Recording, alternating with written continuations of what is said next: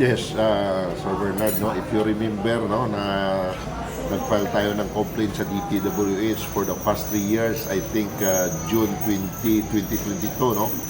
At isa sa mga na-complaint natin, itong mga project, no? Number 1 na yung slope protection program.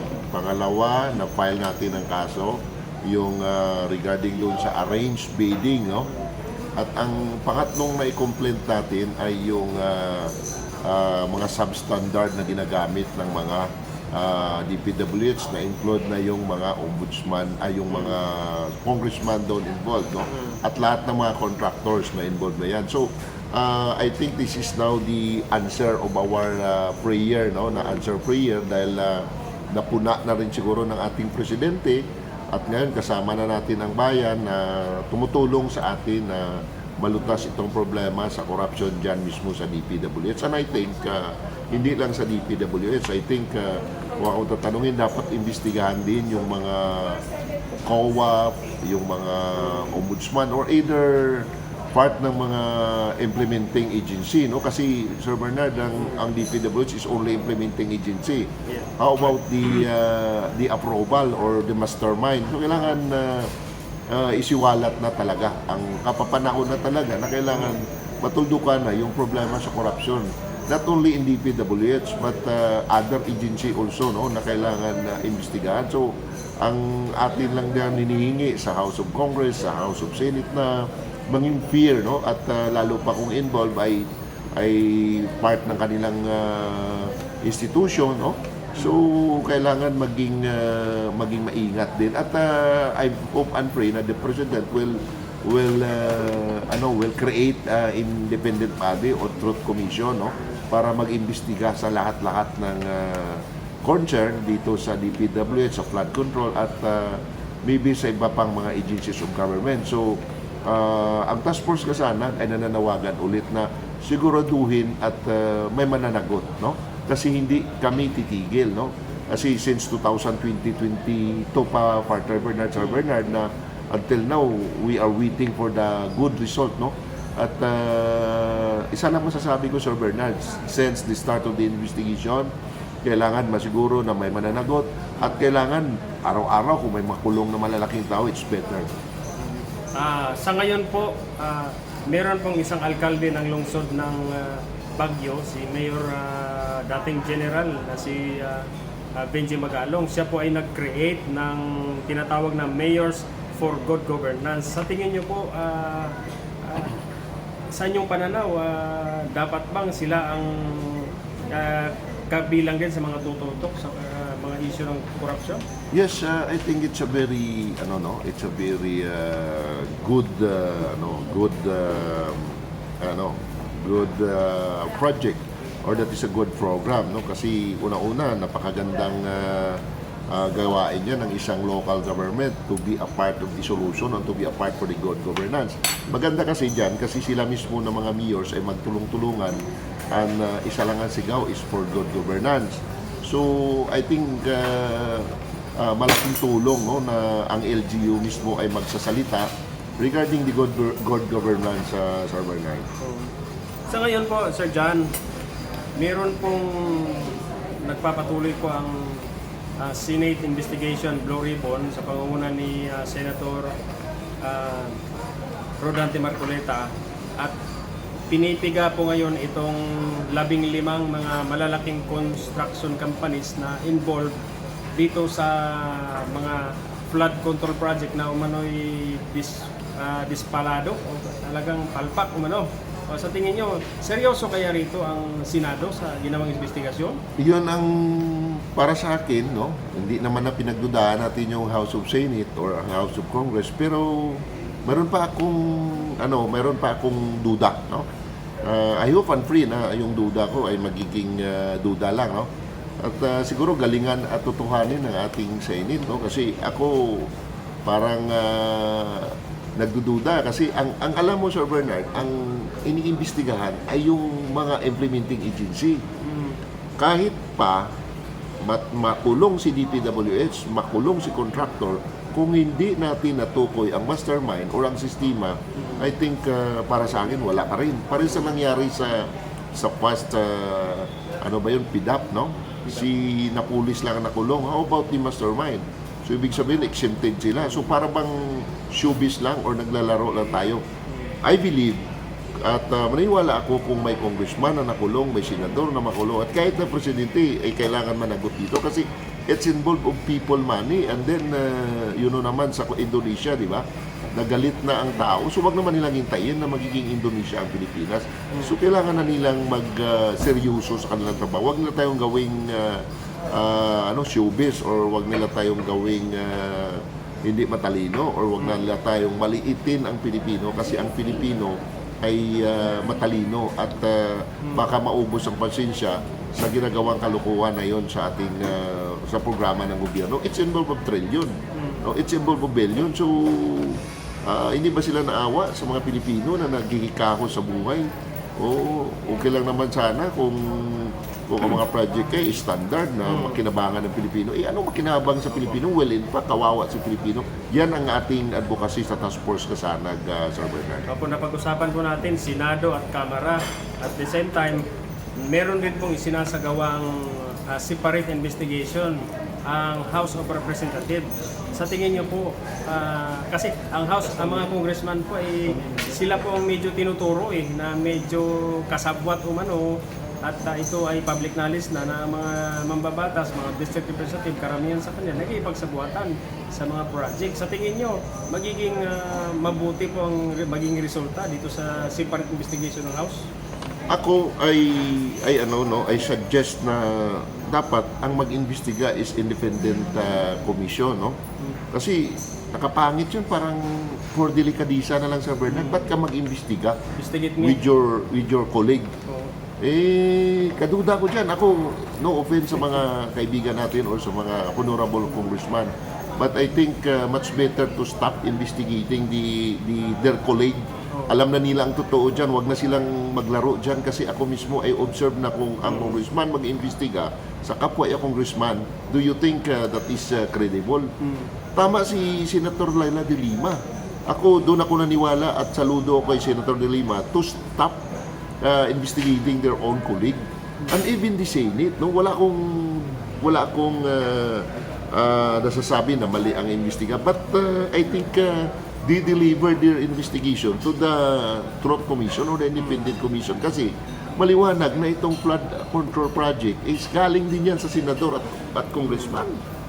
So paano nila ngayon imbestigahan yung mga mga imbestigahan nila yung mga kapwa nila, they are both of them are colleague.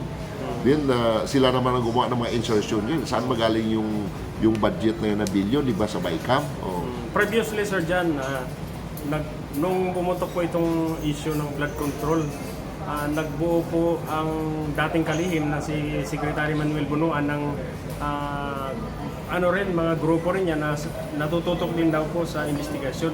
Pero ngayon, siya ay pinalitan na ni Secretary Vince Dizon. Sa tingin niyo po, makakatulong po ito ang pagbitiw ni Secretary Bunuan? I think it's better, no? Na malaking tulong kasi when you remember last year or 2 years na siguro for the last, di ba nagpanawagan ako na Secretary Bunuan, you must better to resign. Bakit?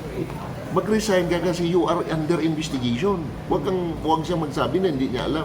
Napakatanga mo namang leader na hindi mo alam kung ano nangyari sa baba.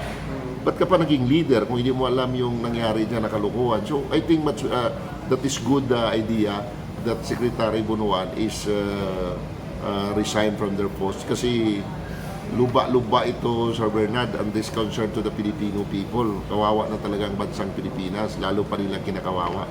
So siguro I think it's about time that Secretary Benz is do their job, no? And I hope and pray, no, na maging ano din tayo sa kanya, mag-coordinate din tayo sa kanya, at kung may ibigay pa tayong reports or other complaint, kailangan agad-agad sana aksyonan, hindi yung bukas at kailanman, no? Parang is assured sana na maging maayos ang lahat yan sa DPWH. Alright, Sir John, let's proceed to our pinaka-main topic, no? Magmula po, kung hindi ako nagkakamali, magmula po 2022, kayo lang po ang tanging organisasyon ng Task Force Kasanag ang talagang nakatutok at sangkatutak na mga kaso na ang inyo pong isinampa sa Office of the Ombudsman at sangkatutak na rin ng mga sulat po nyo na pinapadala po sa Department of Public Works and Highways, including po ang kalihim ng DPWH, Manuel Bunuan at lahat ng mga YOSEC, ASEC at mga regional directors ay sinampahan po ninyo ng kaso. Pwede pong lahat po sa ngayon.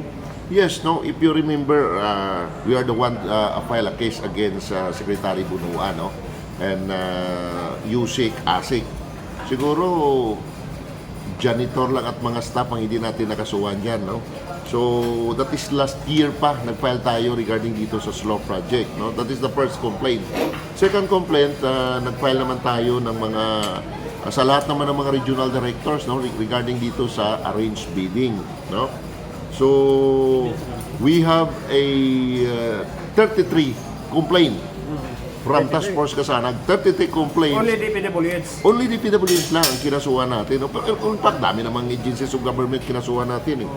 Ito nga ngayon si Karakara at si Ludovica nga, may result na yun nung complaint namin ni Sis Jo doon sa doon sa ombudsman, no? At ngayon medyo kailangan nilang maghanap ng matinong abogado, no? Kasi kung hindi sila hanap ng matinong abogado, ang kalaban nila is government lawyer, no? Kasi nagsisali na sa amin, sumasali na sa amin ang Settle Legal of Quezon City, nandun na sa atin, no? Nasa part na natin ngayon, and even the Housing Community Development Resettlement Department, no? Sumama na rin sa amin, headed by Attorney Conejero. So anyway, na-insert ko lang kasi hawak ko kasi galing ako dun sa ombudsman eh. So, sabi ko lang, Sir Bernard, since 33 cases I'll file against DPWH, siguro God answers my prayer na kailangan matuldukan na ang problema sa korupsyon dyan sa DPWH. Bago ko po makalimutan, Sir John, kasi nagkaroon po ng privilege speech si Senador Joel Villanueva at tahasan niyang sinabi na ang Task Force Kasanag, na-mention po niya ang pangalan ng Task Force Kasanag na kayo daw po ay nag-file ng kaso doon sa isang contractor din na involved din sa flood control project.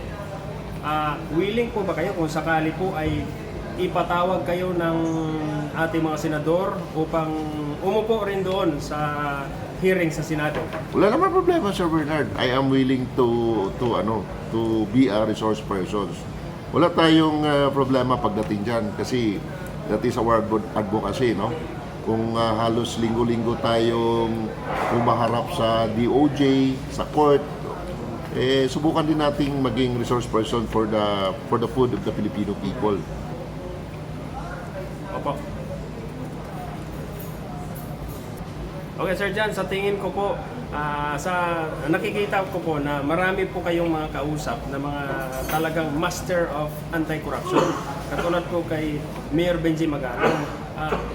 Napag-usapan niyo na po ba ni Mayor Benji Magalong at ng grupo niyo Task Force Kasanag kung paano niyo po mag-combine para po mas lalo pong lalakas po ang paglaban sa korupsyon? Well, in fact, last year pa, Sir Bernard, no, nag-combine na kami ni Honorable Mayor Benji Magalong. No?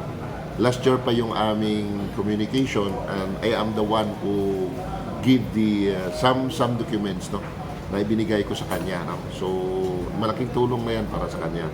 And I hope and pray na maging successful yung laban ni Mayor Benji Magalong, especially siya yung convener for Mayors for Good Governance at suportado ng Task Force Kasanag ang lahat ng kilos ni Mayor Benji dahil alam naman natin na iisa lang yung ating layunin, iisa lang yung objective natin, natuldukan na ang malubhang korupsyon dito sa bansang Pilipinas. Sa ngayon po, Sir John, kasi po, katulad po na aking sinabi, kayo po talagang original na talagang matagal nang lumalaban at nag-hire ng mga kasangkator na kaso sa DPWH. At ngayon lang po ito lumutang at marami na pong nakisawsaw. So, meron ba kayong mensahe po para sa ating mga mambabatas at lalo na po sa buong gobyerno na nangangasiwa ngayon sa investigasyon, kabilang na ang Senate? Yes, kami sa Task Force Kasanag, we are serious. Seryoso kami sa aming campaign kasi I start in 2009 pa, so 16 years na kami at ang isa lang ang aming parindigan dyan. No? We do this for love of God and love of country. Wala kaming ibang intention, hindi kami intention na sumali sa politika, although we support a good politicians, but I stand for good governance. So wala kaming ibang intention ang magmahal sa aming Diyos, sa ating Diyos, at magmahal sa ating bansang Pilipinas.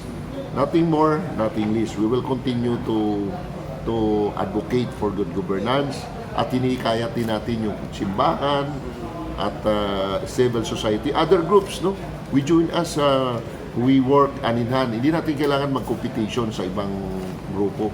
Kailangan natin magkaisa kasi sa ayaw at sa hindi na at sa ayaw at sa gusto natin, time will come, tayo ang babayad ng 17 trillion na utang ng Pilipinas. Kawawa ang anak natin, kawawa ang apo natin. So, kailangan tayong magkaisa for the good of our country.